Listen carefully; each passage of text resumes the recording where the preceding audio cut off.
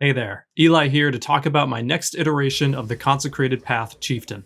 I've been cutting away some of the excess and optimizing a bit for this league while I wait for a 1 to 3 flat fire per 10 strength scepter to show up on the market that I can then turn into a Brutus's lead sprinkler.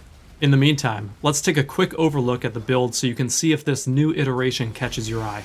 First, big difference from last league is we're hitting 42 million DPS with our flasks and focus up. And this isn't with Veil Warchief. With it up, we're hitting 52 million against Pinnacle bosses, almost 53. And against Ubers, if we set that up here, we're going to be hitting 15 million with Veil Warchief, and without, we are hitting 12 million. So how did we get here? One change is that we're taking Fire Mastery again. We've got this new mastery node that says critical strikes do not inherently ignite, but we get 100% increased damage with hits against ignited enemies. Now this works for us because of our Ramako Sun's Light passive, which gives us a base 25% chance to ignite. And because, as you can see up here, our attack rate is pretty high, we are essentially igniting everything all of the time. So that's just a straight up 100% increased damage. And another big change is you'll see here, I don't have this cluster for Eagle Eye, nor do I have an accuracy mastery. This is because, thanks to Crucible, we have the ability to get plus 350 accuracy rating on our weapon. Now, just to be clear, I haven't seen any other Brutus's Lead Sprinklers with this mod up for sale, but I got this from just slamming random Brutus's Lead Sprinklers in the add a passive tree to an uncorrupted unique geode map. Maybe I was incredibly lucky, but I have a feeling the accuracy modifier is really not that uncommon. And the map itself to buy ranges between 16 to 19 chaos per. And I'll include a link in the video description to search for these maps. But to get back on topic, the reason why this is so powerful is because we get to take out these 4 passive points from our tree. And so what do these 4 passive points allow us to do? First, usually when we get into our low 90s for this build, the lower half of our tree looks kind of like this, where we have our 2 medium cluster jewels filled out, and then we work on going up here and filling out the rest of our large cluster. And usually it takes us a little bit to get there, and sometimes we don't get this final jewel slot, depending on how much you value other parts of the tree. The way I've set up this tree this league, those 4 points allowed me to fill out to get this extra jewel socket, and it allows me to get this jewel socket up here. Additionally, we can get this final life mastery for 15% increased life if there are no life modifiers on our equipped body armor. And that's pretty great because, as you can see, Iron Fortress has no life modifiers. So what this means for us total as a build is these extra 4 passive points allow us to essentially finish the build at level 95. So just from the passive tree alone, we get a nice buff from the new Fire Mastery node. This is really great. And we get another Life Mastery node for another 15% increased life, which is nice for us. Now, additionally, for this tree, I've decided that Lethal Pride really is quite good because we can get these 3 notables. And for 2 to 3 divines, as of this video right now, you can get 5% increased strength on each one of these notables that we want to get anyway. And if you take a look here, we have 1953 strength. Take this away, it's about 200 strength for this 1 jewel. All right, let's move on to our items. First, I want to cover the shield, because this question comes up a fair amount. And the question is, do I want a shield that has 30% increased mana reservation efficiency on socketed gems? Or do I want an open suffix slot so I can get % chance to deal double damage while focused? Earlier on in the league, I did buy a shield that looked very similar to this, that had the 30% increased mana reservation, thinking, oh, it'll make, the build feel really nice and smooth, and maybe I could fit in another aura. But the reality is that we can't fit in another aura. If you can see here, this is our general reservation at the end of the day, 178 mana out of 934. If we go into POB, we can see that our reservation unreserved is 19% mana. Even if we get the 30% mana reservation efficiency mod, we're only really going to be able to fit maybe a herald, and a lot of the heralds don't really help us that much. And on top of that, when we reserve something else on top as a 4th aura, we're left with a very small usable mana pool, which makes the build feel really clunky. On the other hand, if we look here, you can see that's like 6-ish million DPS, 5.2 million DPS. I worked out the math on this, and it's 14.3% more DPS on command, and that's really just worth it. Now, of course, it is possible to get a shield that has both an open suffix slot, tier 1 strength, and mana reservation efficiency, but the likelihood of getting that shield and also then being able to afford it for most players is unrealistic enough that I write it off. Next, the biggest change we're going to look at here for this build is I'm throwing accuracy on my rings. I'm looking for rings with accuracy, and this is excellent for us because generally plus accuracy is a undesirable stat on rings or on anything for the most part, unless you're an accuracy stacker. But for this build, it serves further into helping us free up passive slots because we've taken out the Eagle Eye cluster. And so now the rings that we want are going to be overall generally cheaper because we want a stat that others consider to be a dead stat. So this works in our favor. Another piece of the build that I want to highlight is this cluster jewel up here. I've found that this is really useful because it gives us all the things that we really want. And now this has 4 mods on it. The 2 critical ones that you really want are +5 strength and +3 to all elemental resistances. If we take a look in game, because it might be a little bit easier to kind of conceptualize, we're 90, 80, 81, right? We're just over the cusp. And this helps us by taking pressure off of our belt. It makes it so we only need 1 resistance on our gloves. We only need specific resistances on our rings. Look at this. It's only the implicit and plus all resistances. And then this one has a tier 1 resist on it. There's not a lot of resists on our gear itself. I always use an angelic kite shield for the all elemental resistances to further help.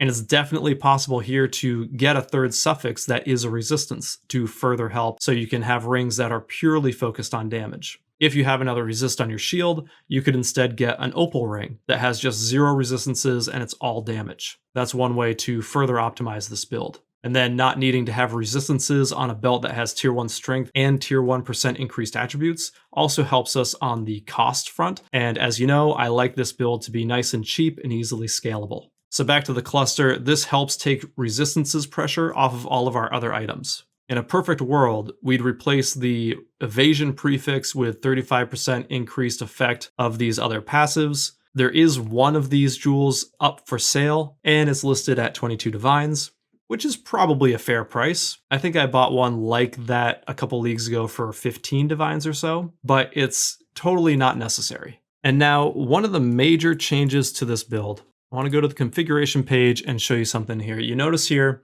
I have power charges and frenzy charges checked at 2 each. This is the biggest change to the build. And as you can see, watch the full DPS number down here. If I take these off, that's a lot of damage. That's like 7 million DPS. For a lot of boss fights where you're mostly going to want to use this, it is realistic to have 3 of each, which brings us up even further closer to 46 million DPS on pinnacle bosses without Veil Warchief up. If we did slap on Veil Warchief in this condition, 67 million DPS for a period of time, right? Veil Warchief lasts 6 seconds. You can have 2 charges stored, so 12 seconds of 67 million DPS.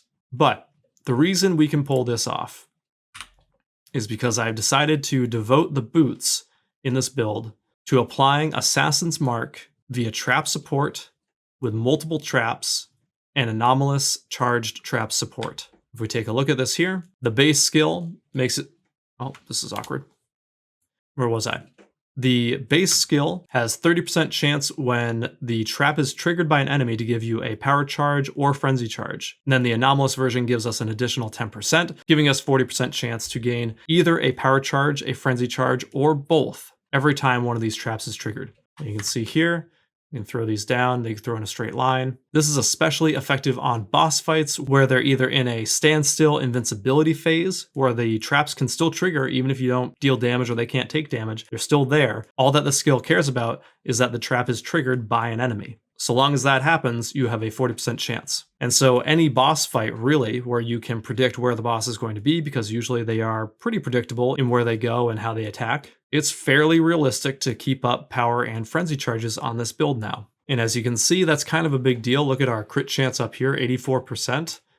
And having power charges brings us right up almost to 100%. Another thing we changed with this build is Anomalous Earthbreaker support. This is the first time I've used this. 20% increased effect of Ancestor Totem buff, and you will see this on our configuration page. That's what this is up here, because if we look at that skill under Consecrated Path, Earthbreaker.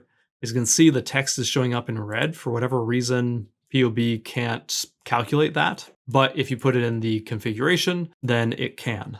And this is worth about 2.8 million DPS, so it's pretty significant. Another mod last league that I decided was just straight up better is Eater of World implicit modifiers, or any of these Eater or Exarch mods that give you something when a unique enemy is in your presence.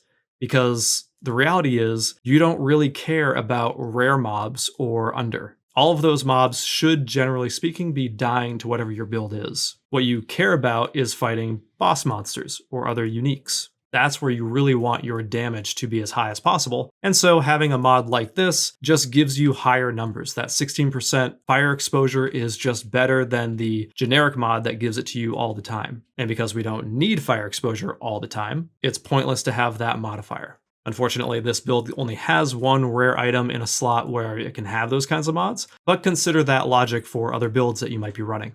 So I mentioned the Brutus's Lead Sprinkler passive tree, with the accuracy rating being really important, but also the shield is very important too. On my shield, 5% increased strength, 5% chance to block, 6% increased strength. This was not hard to achieve. All you're going to do first is acquire the shield that you want to use, something like this, with tier 1 strength, +1 max totems, and an open suffix. And then find rare shields on the marketplace that have something like these 3 modifiers on them. And then use the regular igneous geode map to slam those other crappy shields passive trees into the one that you want to use. And then just hope. It took me maybe 4 tries to land on this, and I don't think this is necessarily the best possible tree. In fact, I know it's not, but it was good enough for the time being, and I just haven't gone back to it yet. Keep in mind too that when you pick a path, you have to stay on that path. Like if I go here and then to increase strength, I can't then pick this node down here if I wanted to go that way. You have to stay on the direction you are going. But yeah, not too hard to slam passive trees into a shield like this in order to get something that you want. And the geode maps are pretty cheap. They're like 10 chaos, 8 chaos or so if you buy the igneous node itself. And again, I'm including trade links in the video description with a description of what those links are and like why you're going to use them. So don't feel like you have to pause the video and go build a trade site selection. I'm going to do all that for you. And that's about it for the update to this build. It is tearing through content, as you can see. And while I'd really like to continue pushing getting a best in slot shield, or maybe getting a Brutus's Lead Sprinkler that has the 1 to 3 flat fire pretend strength modifier on the Crucible tree, it's really not necessary, and there are other builds that I want to explore. As always, if you have any questions, leave comments, ping me on Discord. I'm available to help you out, get you situated with anything that might be confusing or whatever might come up. Alright guys, that's going to be the end of this video. If you like the build, give me some thumbs up. If you think it could be better, if you see something that I'm not quite picking up on that you think is a real strength to the build, hit me up. Let me know on Discord, let me know in the comments, and I'll see you in the next video for the next build. This is Eli, signing off.